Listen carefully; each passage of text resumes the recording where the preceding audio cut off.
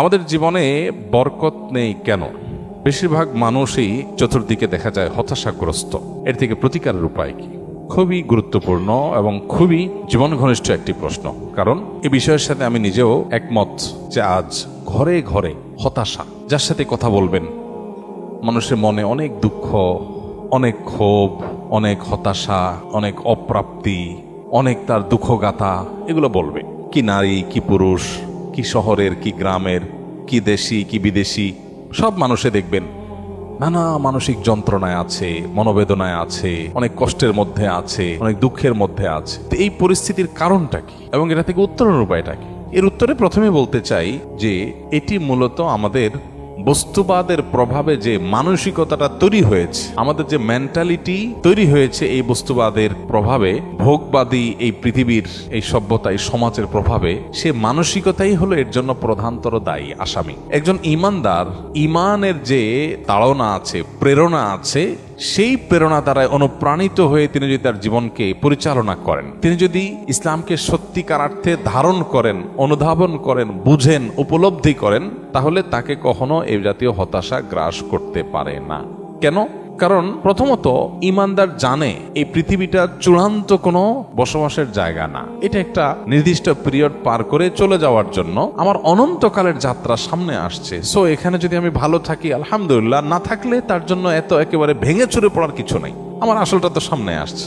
আমরা যখন সাময়িক সময়ের জন্য কোথাও থাকি তখন সেই জায়গাটার সুখ শান্তি নিয়ে আমরা খুব বেশি ভাবি না, কারণ আমি জানি এখানে সবসময় বেশি থাকবো না, বেশি সময় থাকবো না। আমি একটা গাড়িতে উঠেছি, একটা গন্তব্যে যাব, ওই গাড়িটার সিট ভালো না, ইঞ্জিনে আওয়াজ করে, যাত্রাটা খুব বেশি কমফোর্ট না, কিন্তু আমি জানি আমি বেশি সময় থাকবো না, অল্প সময় পরে আমি আমার বাড়িতে চলে যাব।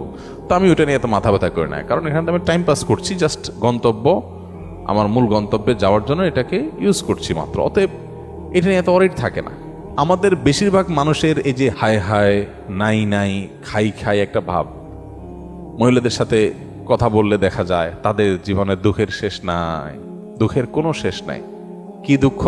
যদি আলাপ করেন তো দেখবেন যে বলবে যে দুঃখ হইল তার স্বামী তাকে বিদেশে ঘুরতে নিয়ে যাবে বলছে, সে ওয়াদা আইজও সে পুরা করে নাই, এটা হলো তার দুঃখ।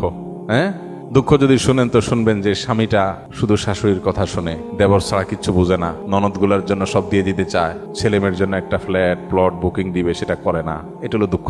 পুরুষদের সাথে যদি বসেন দুঃখের কথা জিজ্ঞেস করেন তো বলবে যে হুজুর বড় কষ্টে আস, বড় কষ্টে আস, দুঃখের শেষ নাই। কি হয়েছে? ব্যবসা বাণিজ্য ভালো না, একটা বড় একটা ধরা খাই, যেখানে হাত দিয়ে সব শেষ হয়ে যায়। ওই লোকেরই বাসায় যায় দেখেন 5 পদ দিয়া ভাত তরকারি রাইন্দা খাইতেছে, বুড়ি বোঝ করতেছে। আপনারা দাওয়াত দিয়ে দেখবেন 7 পদ খাওয়াইতেছে, কিন্তু ওনার অনেক দুঃখ। কিসের দুঃখ? ওনার টাকা নাই। সেদিন এক ভদ্রলোক এর সাথে জানাশোনা হলো যে ওনার বাসায় আমাকে একজন দুঃখ করে বলতেছে কিচ্ছু নাই, অনেক গরিব মানুষ, তার খাবারের জন্য ভালো একটা প্লেটও নাই, প্লাস্টিকের প্লেটে খায়, আরে এত কষ্ট। এর কিছুক্ষণ পরে উনি আসলেন, দেখলাম যে এমন এক বাইক নিয়ে আসছে, ওই বাইক দেখে বোঝা যাচ্ছে এটা অনেক দামি বাইক, এটা ইউ টাইপের বাইক, কিন্তু তার বাসা ভাত খাওয়ার প্লেট নাই। আমাদের বেশিরভাগ মানুষের দুঃখগুলো দেখলে, সবার কথা বলছি না, উল্লেখযোগ্য সংখ্যক মানুষ আছে, তাদের হাহুতাশের কথা শুনলে আপনি যখন ইসলামের পার্সপেক্টিভ থেকে তাকান বা দেখেন, বা আপনি নিরপেক্ষ জায়গা থেকেও যদি দেখেন, তাহলে সেক্ষেত্রে আপনি দেখবেন যে আপনার তার দুঃখের কথা শুনে আপনার হাসি পাবে, যে এই হলো দুঃখ।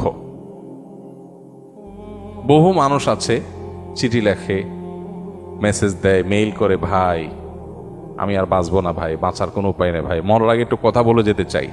ঠিক আছে, আসেন কথা বলি। কথাবার্তা বলার পর আমি দেখি সে আমার চাইতে অনেক ভালো আছে। তাহলে আপনি আমার কাছে সান্ত্বনা নিতে আসছেন, আমারে সান্ত্বনা কে দিবে তাহলে বলেন? এই দিক থেকে আপনি তো আমার চাইতে ভালো আছেন, মাশাআল্লাহ। ঈমানদার তার এই যে হায় হায়, গেল গেল, নাই নাই, খাই খাই, এই যে ভাব, এই ভাবটা দূর করতে হবে, মানসিকতার পরিবর্তন করতে হবে। ভাই দুনিয়াটা জান্নাত না। এখানে যদি সব মন মতো হয়ে যায় তাহলে জান্নাত কি? এখানে তো আপনি শ্বশুরবাড়িতে গেছেন, আশা করছেন একটা জিনিস, হয় নাই।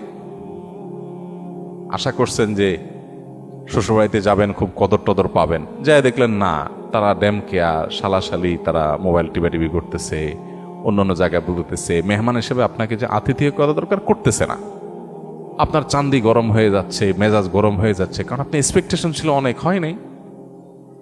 যখনই গরম হয়ে যাবে তখন চিন্তা করবেন আমি অহেতুক এক্সপেকটেশন করেছি, দুনিয়ার সব চাহিদা পূরণ হবে না। আশা করছিলাম বিয়ের পরে খুব শান্তিতে থাকবো, এখন বউটা দেখে বেলাইন। মহিলা আশা করছে যে বিয়ের পরে বোধহয় লাল নীল নাটক সিনেমায় দেখছে, স্বামী ঘুরে নিয়ে বেড়ায়, হানিমুন করে, এই করে সেই করে, এখন দেখা যায় যে স্বামী ঘরেই আসে না ঠিক মতো, কি হানিমুন। তো এইরকম পরিস্থিতি একজন ইমানদার চিন্তা করবে আল্লাহ তাআলা আমাকে আরো বহু দিক থেকে সুখী রেখেছেন, আমি আল্লাহর কাছে পরিতৃপ্তি এটা প্রকাশ করব আমার অন্যান্য সুখ দেখে।